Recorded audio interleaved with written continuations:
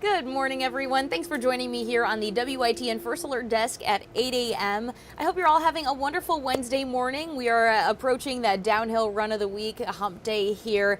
We're almost there. But we are starting the day off with a chilly morning. Jim's going to talk all about the chill in the air that looks like it's going to be sticking around for quite a while, or at least the next 8 days or so. So we'll talk about that. We'll talk about the next chance of rain that we'll be seeing potentially Friday. Jim will have all of those updates in just a little bit. Before we dive into that, though, we do have a story about a new announcement from the TSA regarding Real ID fees.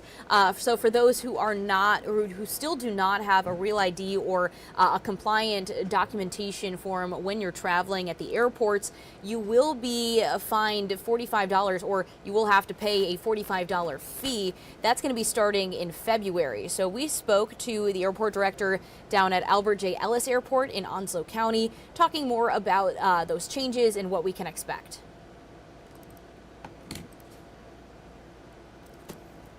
Starting on February 1st of next year, if you don't have a Real ID and are looking to fly, you'll have to pay a $45 fee unless you have another form of ID that's valid. Albert J. Ellis Airport Director Mitch Sprunger says he doesn't expect this to go away anytime soon. Go ahead and get the Real ID. I don't think it's going away for travel. So vast majority of the people out here already have it. You can pay the fee online or at the airport for a travel period of up to 10 days. Real ID started being enforced by TSA on May 7th of 2025. Since then, a Real ID or other acceptable form of identification has been required for flying. This fee will only apply to those without one. If someone were to ask me about it, I'd recommend they go to tsa.gov and learn about it and get some information if you need to pay that fee. According to an article by the New York Times, 94% of passengers are already using a Real ID or some form of legal travel identification. David Smith, who was at the airport this morning to drop off his aunt, said he's glad he got his Real ID already. No, I don't have any regrets. I mean, when you go to the DMV, just switch it over. It's going to be a lot cheaper. All right, so yet again, that's going to be taking effect February 1st. So all of those who are looking to maybe travel in the next year, if you're making those plans, I know a lot of people buying some trips for the holiday season. Make sure you have your Real ID or any kind of compliant ID to travel. All right, well, let's talk about weather. Yeah. Sounds like today is an okay day to travel, right? Absolutely. Yeah, it's chilly, but there's no precipitation. The clouds are getting out. So, yeah, whether it be by car, plane, boats, train, anything you might be doing, we're good. If you're on a bicycle, you're going to be mighty cold. I'll say that. Let's take a look out there right now. Moorhead City, top of the morning, 41 blue sky degrees. That shot looks gorgeous. North wind at 5 or so. A little bit of wind out of the north, occasionally at 5 to 10. I think we'll stay under 10 on the winds, though. So that's going to help. I mean, it's going to be cold numbers, but without a bite, without a 20-mile-an-hour wind blowing, that helps a lot. All of you that have to work outside, you're going to be fine. A couple of layers, you should be in good shape. Washington at 37, blue sky degrees as well. Most areas cloud-free, a few exceptions. New Bern, look at the chop out on the water there. Light to moderate chop on the protected waters. That should level off, though, without a lot of wind today. Grifton showing 3-4. Out the door, another beautiful shot for you. All right. Excuse me, sorry. Satellite radar, last 12 hours, take it through the overnight into this morning. All good.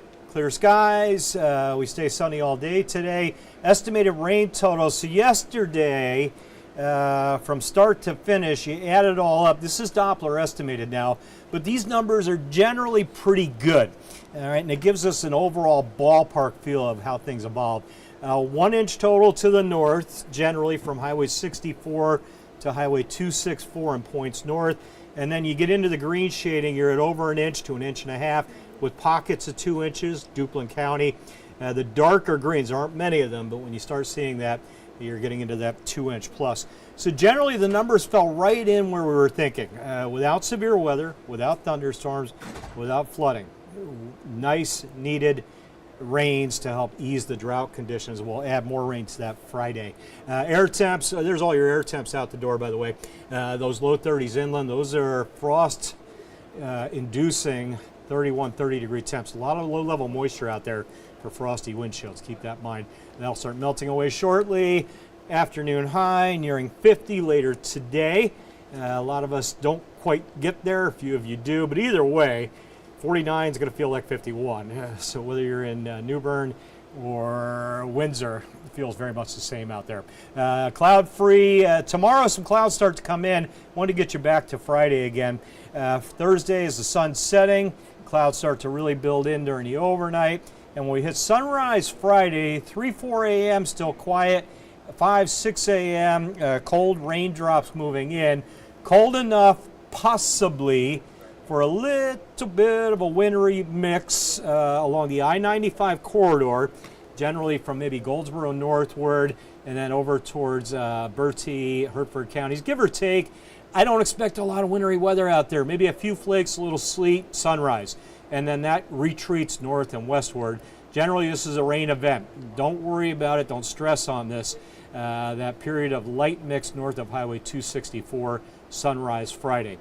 Highly unlikely we'll have any kind of accumulations out there. 8-day forecast, I'm going to jump to that. The big map again looks good the next few days until Friday.